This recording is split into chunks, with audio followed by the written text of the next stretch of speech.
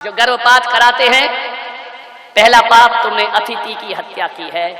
वो जबकि हमारे देश की संस्कृति कहती है अतिथि देवो भव, अतिथि घर में आया है तो देवता के समान होता है। हमारे यहाँ तो लिखा अतिथि संविभाग, यदि भोजन कर रहे और कोई अतिथि आ जाए तो आधा भाग अतिथि को भोजन में दे देना चाहिए। ये हमारी संस्कृति है, ये हमारी सभ्यता है। एक बच्चा गर्भ में आया, भाई अतिथि था, एक मेहमान था, उसका सत्कार तो नहीं किया, उसके हत्यारे हो गए थे। सब ध्यान रखिए। दूसरा पाप, तुमने एक गर्भ में पल रहे बच्चे की हत्या नहीं की, बल्कि एक शरणागत के हत्यारे हो तुम। और हमारे देश की संस्कृति ये कहती है कि शरण में यदि शत्रु भी आ जाए, शत्रु का भाई विभीषण भी आ जाए, तो राम उस विभीषण दुश्मन के भाई को भी गले से लगा लिया करते हैं। कैसी रामायण पढ़ते हो आप? आपके घर में एक बच्चा आया है, वह आपकी शरण में आया है, पालनहारी मारनहार हो गए, बाढ़ ही खेत खाने लगी, कैसी होगी जिंदगी हमारी? विचार करिए। एक शरणागत की हत्या की है तुम। तीसरा पाप, तुमने दीनहीन अनाथ की हत्या की है। इतने ही तुम्हारे बाजुओं में ताकत थी तो जन्म लेने के बाद मार के दिखाते। एक दीनहीन अनाथ को 3 लोगों ने मिलकर के मार डाला। 3 हत्यारे हैं उसके। वो बच्चा चीख नहीं सकता है, वो बच्चा कानून से अपनी दया की भीख नहीं मांग सकता।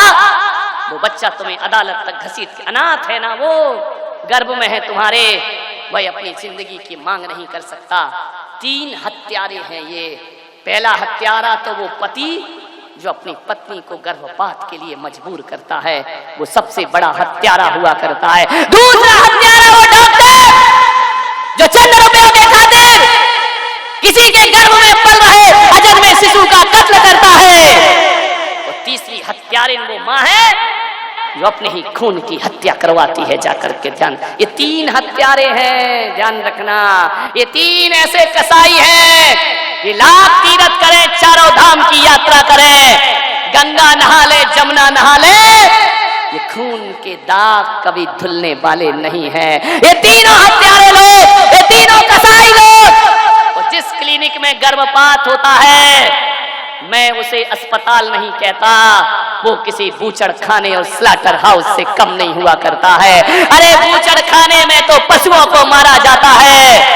ये ऐसा बूचड़ खाना है जहां चंद रुपए के खातिर एक डॉक्टर इतना बड़ा पाप करता है। कहां गई तुम्हारे अंदर की संवेदनाएं? कहां गई उस नारी का धड़कता हुआ दिल? जानते हो मां का दिल क्या होता है? बच्चा सूखे में सुलाती है, खुद गीले में सोती है। वो दुनिया में माँ हुआ करती है। माँ तो वो होती है खुद भूखी रहती है लेकिन बच्चे को आंचल का दूध पिलाया करती है।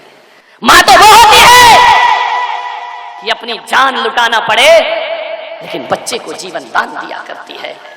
यूं तो आंधी तूफान आए तो माँ की नींद नहीं टूटती रात को, लेकिन बच्चा थोड़ा सा कुनमुना जाए तो गहरी नींद भी माँ की पल भर में टूट जाया करती है।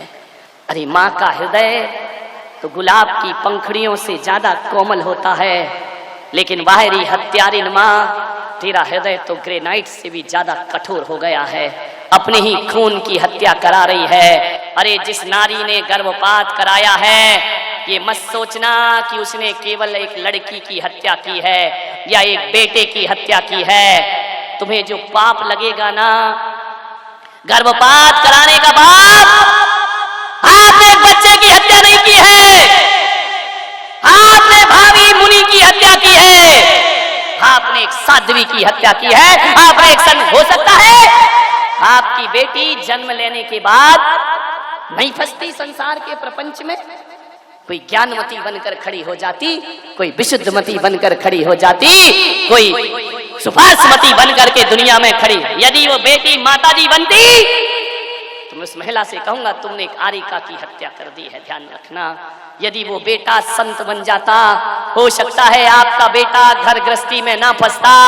तो आपने यदि बच्चे का गर्भपात कराया है, ये मान करके चलो एक विवेकानंद की तुमने हत्या की है, आने वाले शांति सागर की तुमने हत्या की है, आचार्य कुंद कुंद की तुम हत्यारिन हो, तुम्हें ब्रह्म हत्या का पाप लगेगा, तुम्हें संत हत्या का पाप। क्या मालूम कौन बच्चा क्या बन जाए। हो सकता है आपकी बेटी इंदिरा गांधी बनती, हो सकता है आपकी बेटी प्रतिभा पाटिल बन करके खड़ी हो जाती। तुमने आने वाले भविष्य के राष्ट्रपति और प्रधानमंत्री की हत्या की है, तुमने आने वाले संतों की हत्या की है, आने वाली देवियों की तुमने हत्या की है। अभी तक तो हमने सुना था कि पूत कपूत होते हैं, माता कभी कुमाता नहीं होती, लेकिन बाहरी कलजुगी माँ तूने अपनी कोख में प्रश्न चिन्ह लगवा दिया है। तूने अपनी कोख में संदेहास्पद हो गई तुम्हारी कोख। अब कोई अवतार जन्म ना लेगा, क्योंकि हर अवतार और तीर्थंकर ये सोचते होंगे कि ना जाने किसी हत्यारिन माँ के गर्भ में चले गए तो जन्म लेने से पहले हमारी जीवन लीला समाप्त। कैसी हो गई माँ की ममता। तुम तो नारी हो, मालूम है तुम्हें? एक नागिन अपने बच्चे को जन्म देने के बाद खाती है। एक कुत्ती जब भूखी होती है तो जन्म देने के बाद बच्चों को खाती है। तुम्हारी जिंदगी तो उनसे भी बदतर हो गई। जन्म लेने से पहले कोख में अपने बच्चे को खा जाया करती हो, उसकी जिंदगी को बर्बाद कर दिया करती हो, उसकी जीवन लीला छीन लिया करती हो। गर्भपात कराने वाली स्त्री नागिन से भी बदतर हुआ करती है। ध्यान रखना। क्या होती है मालूम? एक क्रूरता की रूप जो विकराल रूप में रहती है।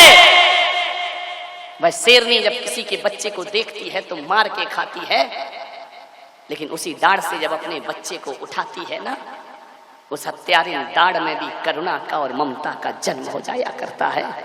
वह भी बड़े प्यार से अपने बच्चे को उठाती है। एक हिरनी भी शेर का मुकाबला कर लेती है। हिरनी भी अपनी शक्ति को नहीं देखती है। आचार्य माने तुमने कहते हैं जाती है मृगपति के आगे प्रेम रंग में। यदि शेरनी बच्चे पर अटैक करे तो हिरनी उसका मुकाबला करने को तैयार होती है। यह ताकत कहां से आती है? यह ममता की ताकत हुआ करती है। मान्यवर, कितने तड़फा तड़फा करके उस बच्ची की जान ली जाती है।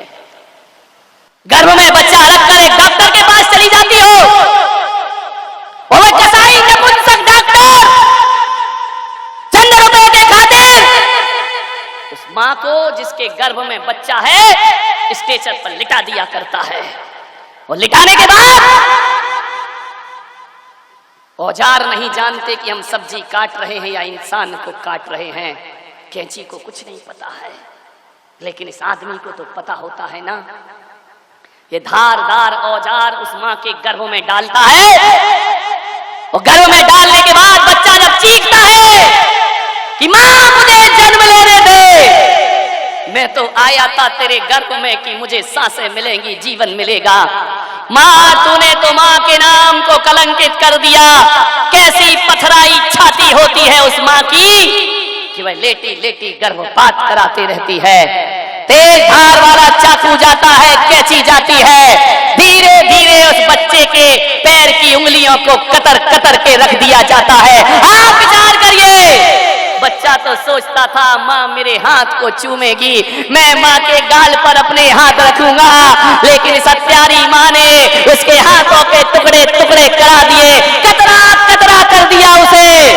एक कैंची जाकर के बोटी बोटी काटती है।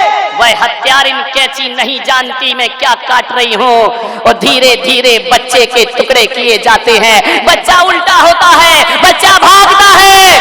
गर्भ के भीतर कहां ऐसी भयानक मौत। सोचो कभी रोटी बनाते समय उंगली जल जाए तो कितनी वेदना होती है। वो कोख में अपने बच्चे का कत्ल करा रही हैं आप। ऐसी हत्यारिन माँ है, ऐसी चट्टान हृदय। बच्चा उछल रहा है, माँ मुझे केवल जन्म लेने दे। गलती हो गई कि मैं तेरी कोख में आ गया, माँ मुझे पैदा होने दे, दुनिया में आने दे। अरे किसी कचड़े घर में फेंक देना माँ, लेकिन 9 महीने तो मुझे सांसें प्रदान कर दे। कुछ सुनाई नहीं देता उसकी कानों में, उस बच्चे की चीख गर्भ में गूंज जाती है। बच्चे के हाथ पैर लहू लुहान कर दिए। एक छोटी सी हथौड़ी जाती है और बच्चे के सिर को तोड़ती है, टुकड़े टुकड़े हो जाते हैं। उसकी चीख उसी गर्भ में गूंज कर रह जाती है और एक पाइप के माध्यम से कतरा कतरा होकर ममता की हत्या हो जाया करती है। मान्यवर, आपसे निवेदन है, माँ तो माँ होती है, माँ तो वो होती है कि एक बंदरिया का बच्चा मर जाए ना तो मरे हुए बच्चे को 6 महीने छाती में लगाकर घूमती है। वो दुनिया में माँ कहलाया करती है। जब तक उसके अंग अंग ना गल जाए बंदरिया अपने बच्चे को छोड़ती नहीं है। जानवर से भी बदतर तुम्हारी जिंदगी हो गई। विचार करिए आप,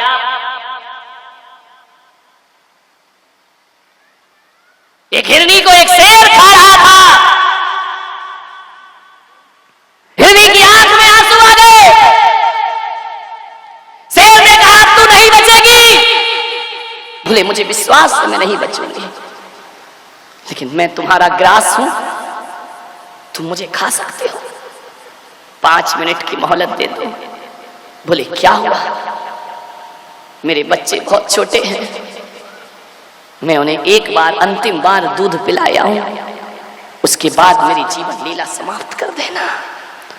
और एक निवेदन है मेरा तुमसे कि तुम मुझे खा लेना,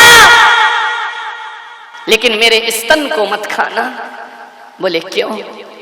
बोले मेरे मरने के बाद मैं चाहती हूं कि मेरे स्तन मेरे बच्चे के मुंह में पड़े रहना चाहिए। मैं मजबूर हूं कि तुम मेरी हत्या करोगे। वो कहते हैं, ये कहानी कहती है पंचतंत्र की, कि शेर ने जैसे ही सुना कि बच्ची ये जो हिरनी है छोटे छोटे 2 बच्चों की माँ है, शेर ने कहा जा मैं तेरा भक्षण नहीं करता हूं, जा तू अपने बच्चों को जीवन दान प्रदान कर दे। मानव, एक जानवर में इतनी ममता जग जाती है। एक जानवर सब कुछ लुटा देता है। तुमने एक कहानी पढ़ी होगी कि एक मालिक के बच्चे को बचाने के लिए एक नेवला सांप से मुकाबला करता है और सांप के टुकड़े टुकड़े कर दिया करता है और मालिक के बच्चे को बचाने की वह ताकत रखा करता है। तुम अपने ही बच्चों की हत्यारे होते। मान्यवर, कैसी भी परिस्थिति आ जाए, शास्त्र कहते हैं, आगम कहता है कि जो मां अपने बच्चे का गर्भपात कराती है, वो जो पति अपनी पत्नी को गर्भपात कराने के लिए मजबूर करता है, वो जो निकम्मा डॉक्टर पैसों की खातिर किसी के बच्चे की हत्या करता है, आने वाले 7 जन्म तक ये मां बांझ की पर्याय में जन्म लेती है और ये डॉक्टर वो पति हिजड़ों की पर्याय में पैदा हुआ करते हैं। दूसरों के बच्चों को देखकर ललचाएंगे, लेकिन तुम्हारी गोद में कभी किलकारियां आने वाली नहीं है। ध्यान रखिए, ऐसा पाप मत करिए, ऐसा अपराध मत करिए अपने जीवन में। मैं माताओं बहनों से निवेदन करूंगा, अनचाही औलाद गर्भ में आ जाए, वो जिसको तुम जन्म देना नहीं चाहती हो, ये संत पुलक सागर तुमसे हाथ जोड़ के निवेदन करता है, केवल 9 महीने थोड़ा सा धैर्य रखिए, उसे केवल जन्म लेने दो। तुमको नहीं पालना कोई बात नहीं, किसी कचड़े घर में डाल देना जाकर के। आज भी मेरा देश इतना पत्थर का नहीं है।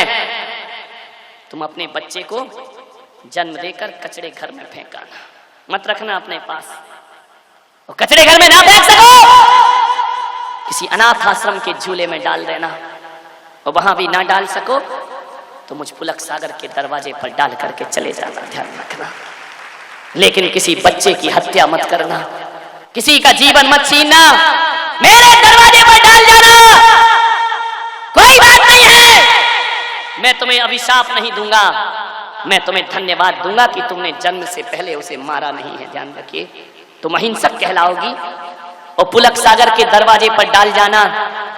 मैं इस भरी समाज में कोई ना कोई यशोदा खड़ी कर दूंगा, वो तुम्हारे बच्चे को पाल पोस करके बड़ा कर देगी। ध्यान रखिए, आज भी यशोदाओं की कमी नहीं है, लेकिन देवकियों से निवेदन है कि अपने बच्चे की हत्या मत करिए। ध्यान रखिए, उसे जन्म लेने का अवसर दीजिए। कैसी भी परिस्थिति आ जाए, मनचाही औलाद आ गई है। आप महाजन हैं, आप ब्राह्मण हैं, आप जैन हैं, आप क्षत्रिय हैं। आपका कर्म जीवों की रक्षा करना है, जीवों को मारना तुम्हारा धर्म नहीं हुआ करता है। मुझे याद आती है एक बेटी, बड़ी साहसी बेटी थी, मेरी भक्त है। उसकी सगाई हो गई, शादी की तैयारियां, मंडप बुक हो गया, कार्ड बट गए। एक दिन उसकी मां को चक्कर आया, वो बेहोश होकर गिर गई। जैसे ही बेहोश होकर गिरी, घर के लोग परेशान हो गए, अस्पताल ले गए, एडमिट किया। उस बेटी का बाप बाहर है अस्पताल में। डॉक्टर ने बुलाया कि अमुक व्यक्ति को यहां बुला। जैसे ही वो व्यक्ति गया, डॉक्टर ने कहा मुबारक हो, आप फिर से पिता बनने वाले हैं। पसीना आ गया माथे पर। उस महिला से कहा कि तुम मां बनने वाली हो। उसने कहा इस अधेड़ उम्र में मां, मेरी बेटी की शादी हो रही है, बेटी बराबरी की हो गई और मैं मां बन रही हूं। डॉक्टर साहब एक बार और जांच करके देखो, आपको गलतफहमी है, मैं इस उम्र में मां कैसे बनूंगी, मेरी बच्ची की तो शादी हो रही है। डॉक्टर ने कहा कि ये सच है कि तुम फिर से मां बनने वाली हो। शर्म से पानी पानी हो गई, घर जाके क्या मुंह दिखाऊंगी। घर पहुंची, सासू को बताया। सासू ने कहा तू पागल हो गई, बच्ची की शादी बारात आने वाली है और तू कह रही है कि मैं मां बनने वाली हूं। क्या करूं अम्मा जी? एक काम कर, एबॉर्शन करा दे बच्चे का। अभी ज्यादा समय नहीं हुआ है, शादी के अभी 6 महीने हैं, गर्भपात करा दे कहीं बाहर जाकर के। जैसे ही उस मां ने सुना, पति ने सुना, पति ने कहा कि अम्मा ठीक कहती है, चल इस बच्चे का एबॉर्शन करा देते हैं। भीतर से आवाज आई, एक तो बुढ़ापे में औलाद हो रही है, गर्भपात जैसा पाप। मैंने तो महाराज का प्रवचन सुना है, मैं कैसे गर्भपात करा सकती हूं। उदास रहने लगी, बीमार रहने लगी। जिस बेटी की शादी थी, उस बेटी ने एक दिन मां से पूछा कि मां ये बता, तू कुछ दिन से बड़ी उदास है, जब से तू बेहोश हुई है क्या हो गया है तुझे? उस मां ने कहा कुछ नहीं बेटा। रोने लगी, आंसू बहाने लगी।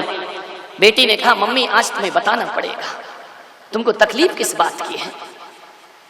अकेले कमरे में पकड़ के ले गई लड़की को, बोली बेटी मुझे माफ कर, मुझे शर्म आती है तुझे बताने में। बोले हुआ क्या मां? बोले बेटा मुझे कुछ नहीं मालूम, लेकिन आज मैं शर्म से पानी पानी हूं। उस बेटी ने कहा मां तू बता तो तुझे क्या हुआ है? बोले बेटी जब तेरी मां बनने की उम्र है तब मैं मां बन रही हूं। बेटी ने ऊपर से नीचे तक देखा, इस उम्र में मां, बस यही तो तकलीफ है बेटा। क्या सोचा? बोले तेरी दादी कहती है कि गर्भपात कर दो, तेरे पापा कहते हैं एबॉर्शन करा दीजिए इसका, तो मां तू क्या करेगी? बोले महाराज की आवाज मेरे कान में गूंजती है कि हत्यारे मां मत बन। बोल बेटी तू रास्ता दिखा। हर मां अपनी औलाद को रास्ता दिखाती है। आज ये मजबूर मां अपनी बेटी से कहती है मुझे रास्ता दिखा। आज ये मां तुझसे शिक्षा प्राप्त करना चाहती है। बोल बेटी यहां तेरी शादी आ रही है और वहां मैं मां बन रही हूं। उस लड़की ने कहा 2 मिनट मम्मी। उसने मोबाइल उठाया और उस लड़के को फोन लगाया। लड़के ने कहा बोल क्या बात है? बोले ये शादी कैंसिल। मां ने मोबाइल छीना, बेटा इतने मुश्किल से रिश्ता मिला है, तू मेरी वजह से शादी कैंसिल नहीं कर सकती है। बोले मां मैं शादी नहीं करूंगी, किसी भी कीमत पर ये शादी नहीं होगी। बेटा कार्ड छप गए, सारी तैयारियां हो गई, हो जाने दो मां, मैं मैं उन महाराज की भक्त हूं और शिष्या हूं। मैं अपनी शादी किसी खून पर नहीं कर सकती हूँ, किसी की हत्या करके मैं अपने मांग में सिंदूर नहीं भर सकती हूँ। मैं जैन कुल में पैदा हुई हूँ, मैं महावीर के वंश में पैदा हुई हूँ। माँ ये पाप कैसे होगा? माँ ने कहा बेटा शादी कैंसिल मत कर। लड़की ने कहा नहीं, ये शादी बिल्कुल नहीं हो सकती, किसी कीमत पर नहीं होगी। पिता आ गए, दादी आ गई। दादी ने कहा पागल बनती है, बोले चाहे कुछ भी हो जाए, इस घर में कैसा भी तूफान आ जाए, मेरी माँ गर्भपात नहीं कराएगी। मेरी माँ किसी भी कीमत पर। दुनिया के लोग हंसेंगे, माँ अभी जन्म देगी तो दुनिया हंसेगी, मार देगी तो तेरी किस्मत तुझ पर हंसेगी, तेरे कर्म तुझ पर हंसेंगे। माँ दुनिया क्या कहती है इस पर मत जा, अपना धर्म क्या कहता है इस पर जा, इस पर सोच विचार कर। हम अहिंसक लोग हैं, हम रात्रि में भोजन नहीं करते, हम पानी छान कर पीते हैं। बता माँ फिर इस बच्चे की हत्या कैसे करा सकती है? उस लड़की ने कहा मैं तुमसे शादी नहीं करूंगी। लड़के ने कहा बात क्या है? लड़की ने सारी चीज बताई। लड़का बोला पगली मैं भी तो किसी जैन खानदान में पैदा हुआ हूँ, तू जब कहेगी तब शादी होगी।